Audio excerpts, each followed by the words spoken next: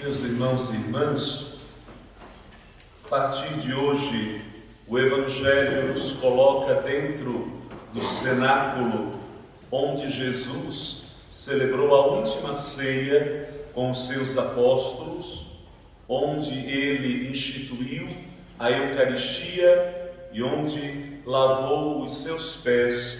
Já estamos no capítulo 13 do Evangelho segundo João.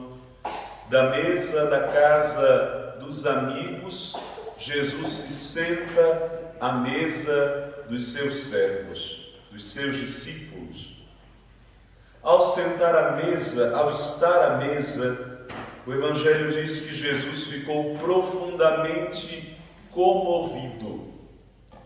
No Evangelho, em todo o Evangelho, nós percebemos que Jesus não é um homem movido por suas emoções, mas é um homem movido pela vontade de Deus. Mas a vontade de Deus é aquilo que também toca as nossas emoções. A paixão que Jesus está para viver, cuja ceia é a primeira etapa, é o último momento antes da cruz, é algo que ele vive dentro do seu interior, dentro do seu coração. É aquele momento em que ele preparou sobretudo dentro de si e o qual ele mais aguardava viver. E por isso, os últimos momentos do seu ministério será ao lado, será junto àqueles que ele mais amava, seus amigos, seus discípulos. Ele vive a paixão com todo o seu coração. Se por um lado ele está muito consciente de tudo o que vai acontecer, tanto que nesta ceia ele anuncia a traição de Judas, anuncia a negação de Pedro, manda Judas fazer logo o que ele tinha para fazer. Ao mesmo tempo, também a emoção, a comoção toma conta do seu coração. Neste penúltimo, praticamente antepenúltimo dia da Quaresma, o Evangelho nos apresenta o último exame de consciência antes da Páscoa. Há um discípulo amado, há um Judas e há um Pedro dentro de cada um de nós. Há um discípulo amado, aquele amigo fiel de Jesus, que está sentado ao lado da mesa dele, que está sentado ao lado dele, aquele amigo que está perto do coração e sente o que Jesus está vivendo a partir de dentro, e por isso terá coragem para sofrer com ele. O Evangelho segundo João cita a presença do discípulo amado neste momento da ceia e depois aos pés da cruz. É o amigo que sente a paixão por dentro e não abandona Jesus.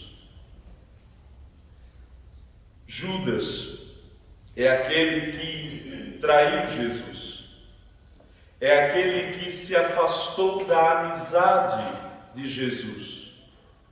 E quanto mais afastado de Jesus, maior o risco de não compreendê-lo, de não amá-lo e, portanto, traí-lo.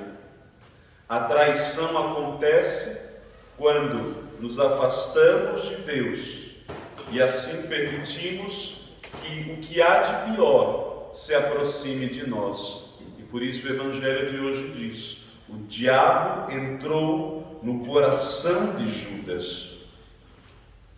O diabo entrou naquele lugar em que apenas Deus haveria de ocupar. Não é que Deus se ausente do coração de Judas, é que Judas não procurou se aproximar estar mais perto de Jesus e por isso deu lugar ao diabo. E finalmente a figura de Pedro. Pedro aqui não é o discípulo amado, mas também não é o traidor, é o meio termo. E embora o pecado de Judas seja muito grave, Pedro representa a maioria de nós, aqueles que ficam no meio termo, aqueles que estão perto de Jesus, mas não muito, aqueles que não pensam em trair Jesus, mas o negam. Quando se pede o seu testemunho, Jesus profetiza a negação de Pedro. E por que Pedro haverá de negar Jesus? Quando lhe for solicitado o seu testemunho junto às autoridades judaicas.